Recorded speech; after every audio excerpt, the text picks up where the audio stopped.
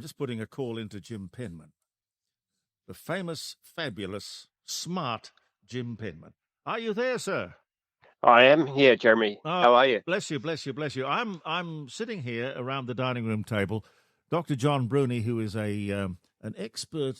You did tell me a second ago. It's strategic studies, defense acquisition, blah blah blah blah. Yeah, you buy all these things. Yes, you know what to buy. Yes, I do. The defense acquisition expert of sorts, I think. Yes. Well, we were talking, Jim, about this submarine deal. Have you ever heard of a deal like that? We buy new submarines and then somehow they turn into second-hand ones. We don't know how second-hand they are or how many knots they've done. How would you handle this situation? Well, it seems to me Australia is in an increasingly perilous environment. It really is. Americans are less reliable than they were, and there's a lot of things going on in the world. To me, nuclear submarines that we may or may not get some decades into the future seem a fairly low priority. Yeah. What we've seen in the Ukraine war, for example, is the importance of small, cheap munitions, and that's something as a maritime country we should be very good at. Yep. Yeah. Well, drones and things like that, we do we make them? Well, we are making them. The only thing is, and here's an irony, right? So we're a world leader in drones and counter-drone warfare. We're flogging them all off to Ukraine. But, the old Aussie spirit of, we don't like the tall poppies and, we don't favour our own systems. You go off to Canberra and ask one of the senior bods, whether or not we're integrating that stuff into our force structure. And they'll sit back and say, we've got new F-35s, we got these new boats coming in, these AUKUS-class boats, and we got this and we got that. And so there's only a certain amount of money in our budget, and we will favour the big, expensive, big-ticket item. And why do we do that?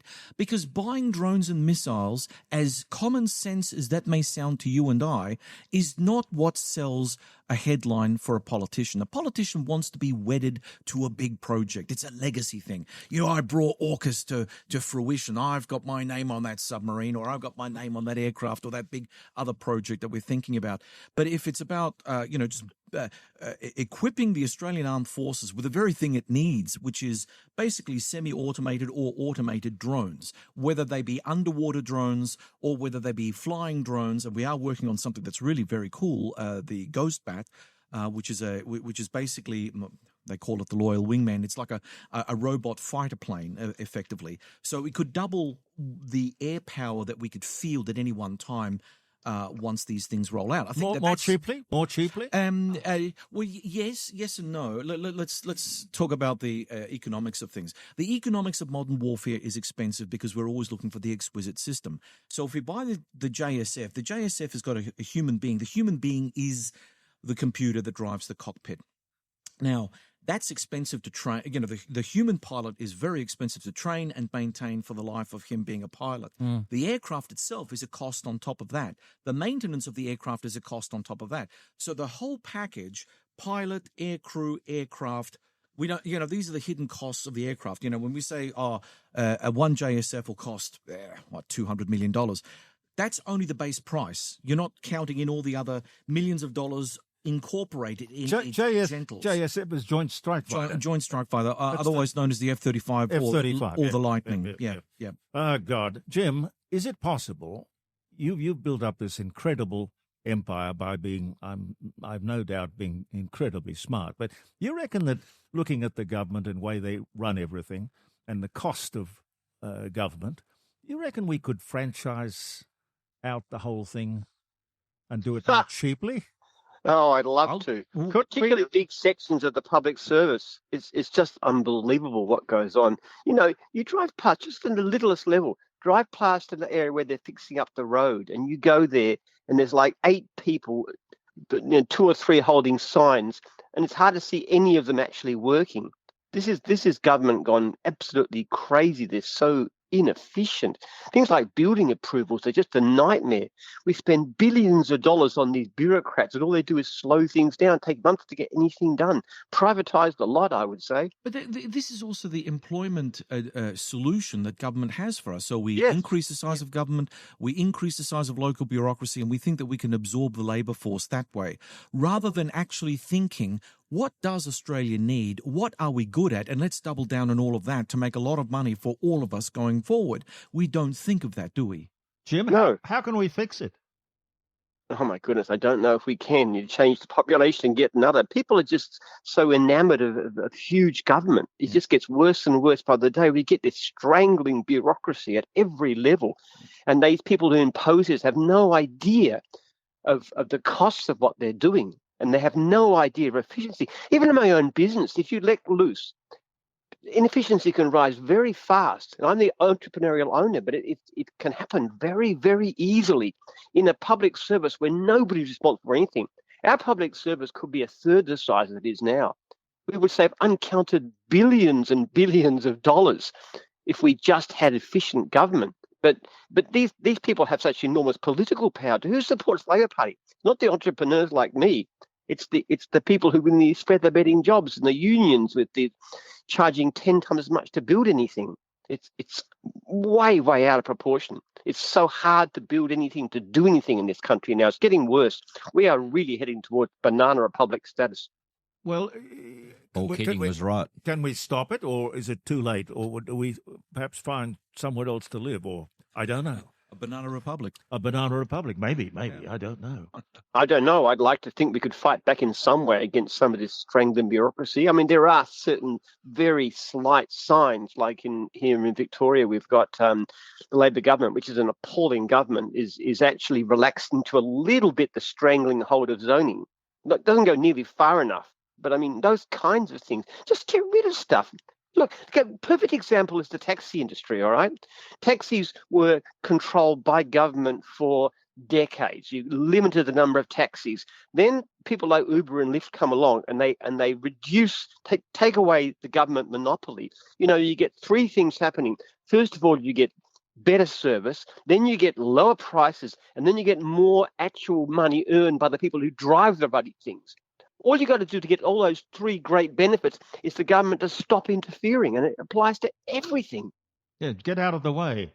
Get out of the way. We can make this country great and wealthy, and we don't need ever-rising taxes to do it. You could reduce taxes if you were just efficient in what you did. You know how many pages of tax law there are, Jim? Oh, my goodness. 17,000. 17,000 pages of tax That's a law. bloody scandal. And how many billions of dollars do we spend on the private companies trying to get around this labyrinth and maze of laws? Yeah. You need very, very simple taxes, low taxes with few exceptions. Simple. Places like Singapore do it far better than us. No wonder they're wealthier than we are. Just got better government. Wouldn't you think we would look at a model like Singapore, and they've got it right, thanks to a man called Lee Kuan Yew, and you'd say, well, look, we'll just go over there on a bit of a study tour and have a little look and see how they've done all of this. Look at Singapore, wealthier country than us. What have they got? They've got no mines, they've got no resources, they've got nothing. They've just got people with a decent government, and they're richer than we are. How lunatic is that? We have the best natural resources of any country on earth. But what are we doing with it? We're just strangling ourselves. Yeah, I'm just trying to find it here. In fact, today's an auspicious day for Singapore. It was. Here it is. The first independent government of the state of Singapore is sworn in with Lee Kuan Yew as Prime Minister. This day, 1959, June 5. The best thing that ever happened to them was that man. Yeah, what happened was hi, Jim, it's Peter Salerno here. Hi, Peter. Yeah. Now, what happened, I remember reading it just recently as well, but I've been over there so many times and told about it. When he took over, he actually took over almost like a dictator.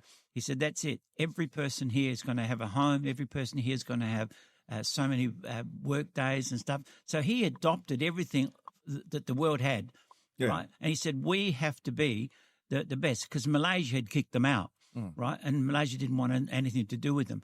And the rest of the world sort of abandoned them. So he said, right, let's take over, let's build it. And like you said, Jim, they've got no natural products. They've got nothing this, nothing that, nothing that. They became the world's number one port. You know, Yeah, they but most of more petrol. Most of it is on reclaimed land. You know, they didn't even have the land. Yeah, that's right. They haven't even got It land. wasn't a big island. They haven't even got land. They've got no minerals. They've got nothing. They've got no oil. They've got nothing. Yeah, but they just now, got good government. Yeah, they've got good government and they've got good management and low tax and low taxes. But see, and of course, if you own a car there, it's very, very expensive to drive around because they don't want the pollution. Years ago, Singapore stopped people spitting on the floor or on the ground, and then they stopped chewing gums because there was chewing gum everywhere. Yeah. Now, for them to make such a radical decision at that time was like, wow. Yep. But now everybody in the world is saying we should have done that too. And Jim, we've learned so much from Singapore. Yeah, but people used to say on my program, when we had Lee Kuan Yew on the program at one time, this is in the day, it was the same visit where he dropped that line about Australia will become the white trash of Asia. Yeah. Yep. Yeah. And he was so right. Smart man. Very smart man. I don't know. I find the whole thing so frustrating. I'm involved in different areas like franchising, like my wife's a builder.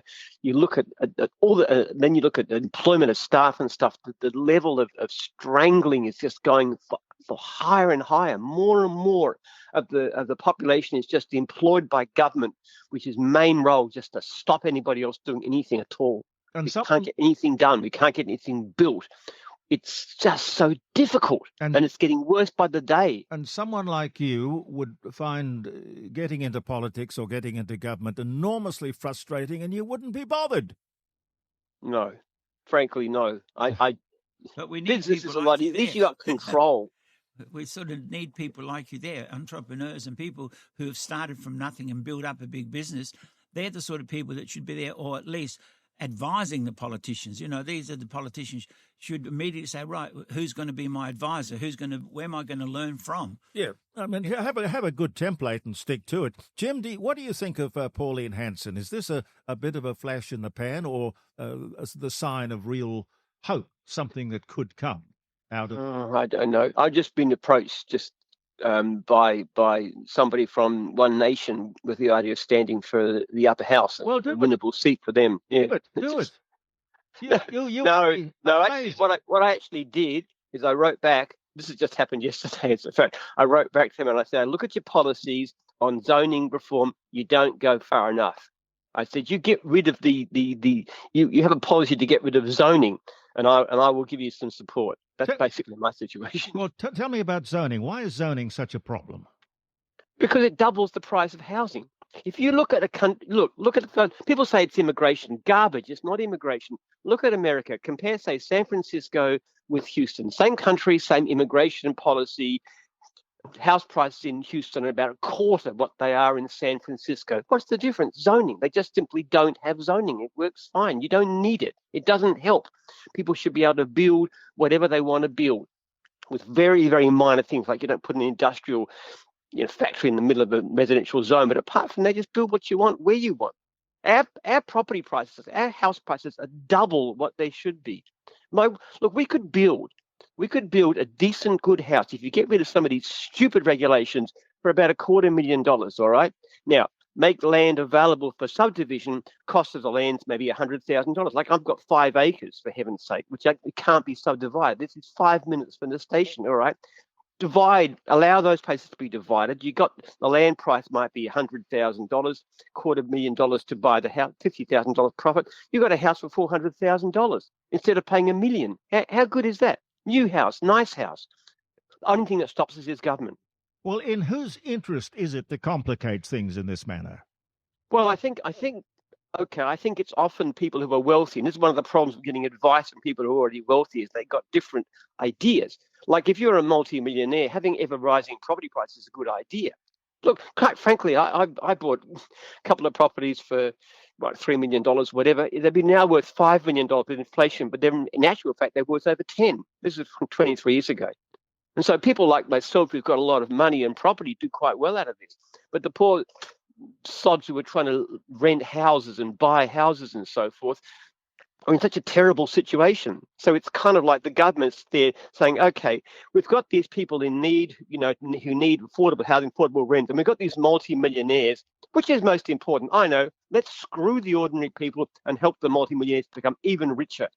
What is a democratic government doing stupid stuff like that? Well, getting to stupid stuff, this budget seems to me to be incomprehensible. More and more taxes, more and more taxes, more and more regulations. That's just all the way along. It's just shocking.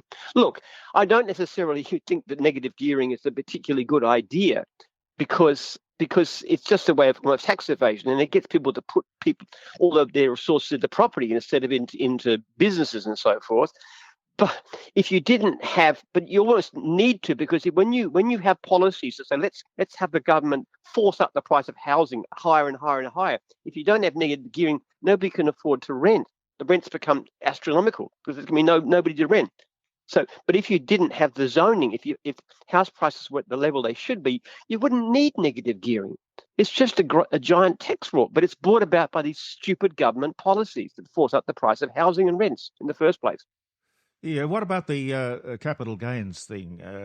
After all, before 85, and Bob Hawke and Paul Keating, before 85, we didn't have a capital gains tax. In New Zealand, they don't have a capital gains tax. Yeah, well, I think I don't disagree with everything. Look, generally speaking, it's not a good idea. It doesn't affect me very much because I don't intend to sell anything because I just build a business. I don't sell it.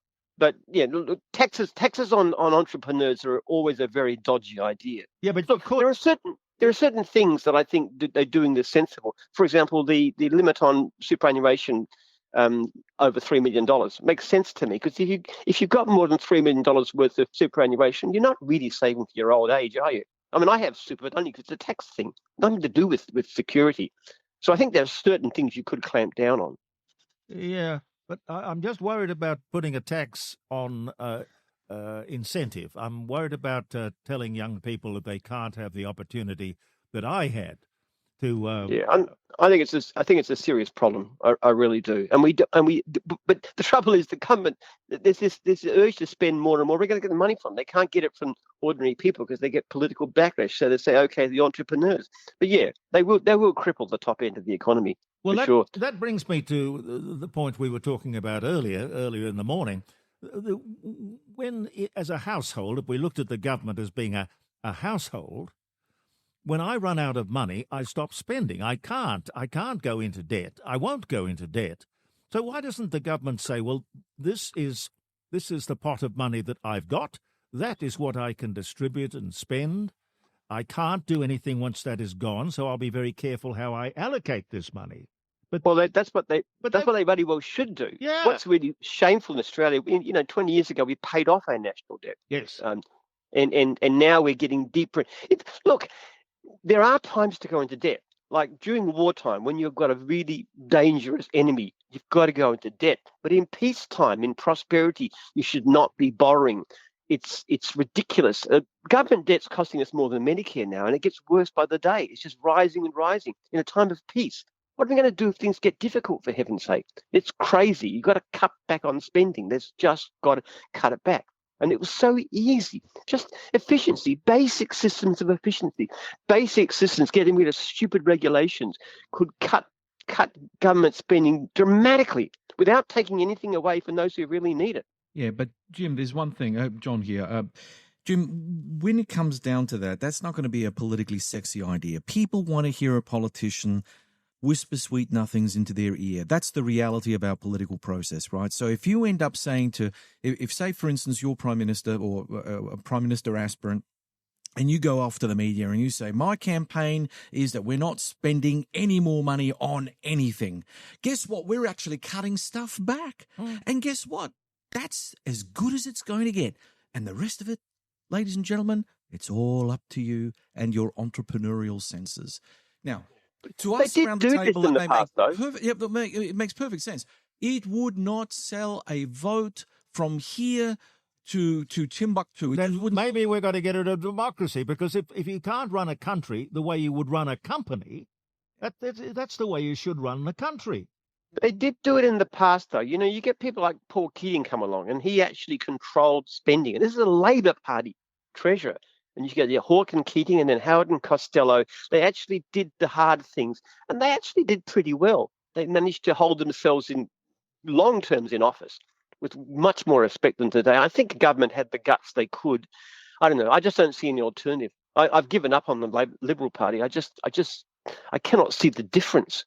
No. Maybe this new guy will do better, but they seem to be saying, "Oh, I'm just like Labor. I'll spend more. I'll tax more. I'll just like." It's almost the same thing. What's the difference? It's kind of like cancer, isn't it? It's just out of control, uncontrolled growth. Yes, yeah, absolute growth. And you can see it everywhere. You can see it the way they repair roads. You can see it. I mean, why does everything need two people with signs paid as much as school principals, blocking everything, even a truck doing work by the side of it? Two people with signs. Why can't you just have electronic signs controlled by the person side? It'd be easy enough to do. Unbelievable. And I agree with you. They stand around and really, unless we're seeing things, doing absolutely nothing. Oh, yeah, but they're getting $70,000 for They're getting 70,000. Well, to turn a sign. With the lollipop, no, it's 200,000 a year. Oh, is it? Oh, that's not too bad then, eh? But when you look at comparison, look at the way that they collect rubbish these days with these automated trucks that pick them up. It's so efficient. It's so well done. Why can't you repair roads in the same way? Because the unions and the feather bedding and the stupid regulations just get in the way. Yep. So we have worse roads at higher costs. And years ago, 1,000 years ago, the Romans were building roads, and they're still there in England today, just fine. And still Well, I had a lot of slave labour. I'm not sure we go back to that level, but still. Oh, the whole thing's woke madness. On any site, they've got a foreman that doesn't do any work. They've got a site supervisor that doesn't do any work. Then they've got a project manager that doesn't do any work. Well, is it the unions who say this is the way you've got to do it? Yeah, then they've got like a safety officer as well. And then they've got the manager of the whole organisation. So there's 5 people, just those 5 people standing around a hole in the ground. And then what happens is, then they've got 2 guys in the hole digging. And what happens is they say, this hole's costing us too much. We've got to sack one of those guys in the hole. They don't sack any of the managers. They don't sack the foreman or any of these others. So they end up wondering why they didn't get it done in time, you know. So there's too many, the old thing too many chiefs, not enough Indians. Yep. And then behind that, you've got bureaucracies with endless diversity consultants and green environmentalists pay massive multi-$100,000 salaries for doing stuff all except slowing everybody else down and forcing up costs. Yeah, there's another thing. Why do we allow the government to have a large public service, and I don't know how many hundreds of billions of dollars that costs, but they've got the public service, then they go out and they get the consultants on top of that. Why are they allowed to do that? Well, they sack the public service, or they retire early on a package, and then they re-employ them as consultants. So they're paying twice as much. Oh, if they had them there the whole time, they would be paying, say, $300,000 a year. But because they paid them out a big package to retire, then they hire them back for $350,000 a year to be just a consultant. Yeah, it's ridiculous. Well, and nothing gets any cheaper. It just gets worse and worse all the time. I see it everywhere you look. Everything I'm involved in, everywhere, more and more bureaucracy, more and more costs, less and less efficiency. It's just appalling. It really is. And yet we've got the technology to do this so much better. Jim Penman, my guest, and the founder of Jim's Mowing. Jim, would you start Jim's Mowing if you were doing it today? Would you? Well, I would. I would. You would. You got to do something with yourself, don't you? Yeah, yes. You came out of university with a degree. What was it in history? Yeah. I did a PhD in history. And lawn mowing was my part-time student job. So I love it. You could do more with a lawnmower than you could as a doctor. Oh, yeah. Doctor of history. Yeah. Far too many people with degrees like mine, I'm afraid to say. I don't regret what I did because I developed some ideas which I'm now pursuing through a research foundation. But, I mean, in general, it's ridiculous the way we fund tertiary education. What we really need is more apprentices, for heaven's sake. We're desperately short of people, the plumbers and the electricians and the carpenters. If you're going to put some resource in it, do it to there. The really interesting thing about it is people say having a university degree is, you get more income, but you only if you haven't got compared with people who don't have any qualifications at all. If you look like being a plumber or a carpenter, you make sure your income is at least as good and often better than those who've got tertiary degrees, and you're earning money in the meantime. I think it's just lunacy. And you're pretty AI proof, aren't you? I mean, I can't see how AI can take over a lot. We are not worried about AI. AI can make us more efficient in how we work and how our franchisees work, but it's certainly not going to threaten them unless you've got completely humanoid robots doing everything, in which case we are all stuffed. It started with mowing. What was the next one you took on, the next franchise? Oh, I think it was cleaning. It was cleaning, yeah. So is there any limit to the number of things that you can do? Well, we only do service businesses. We don't do sit down things. We're not going to go into hamburgers or anything like that. Brain surgery? Well, medical doctors for sure. I don't think we'd actually start operating on the side of the road with our saws and scalpels and stuff. But the medicine should be and optometry and hearing and all kinds of things. We've got 50 odd division. We could do 150 easy. It's more a case of finding the right people to drive it. Yeah, Jim's everything. Yeah, I mean, Jim. Everything mobile anyway. Yeah, sure, why not? Sorry, Jim. It's Peter Salerno here. Jim, I have a podcast which is called Happy Business Radio. I'd love to have you on it because my business is all about, or my podcast is all about business and people starting business and encouraging people all over the world how to set up a business. And you're an ideal client for that. Can I? Yeah, sure. Yeah, Can I make arrangements to give you a call at some stage? Yeah, just email me and Jeremy will give you my email address. Thank you so much. I really appreciate that. Jim, what's the best piece of advice you've ever been given? Well, I don't know. One of the things my father used to say was that you don't gamble when you can't afford to lose. I think that was probably pretty good. Yeah, no, that's good. That's good. Yeah, but look, basically, it's more a case of not so much one piece of advice, but just learning. I read a lot.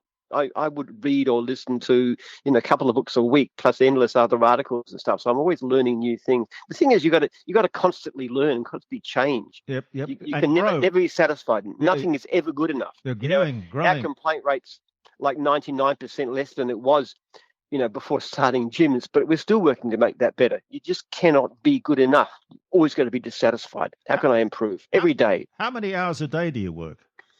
Oh, I don't know. Probably usual. But I mean, what's work? I don't know. Am I working now? No, really, I'm just ranting. You sound relaxed and. Oh, I have great fun. Yeah, and I'm off to my farm. I'm going to spend a few hours gardening today. It's right in the rain.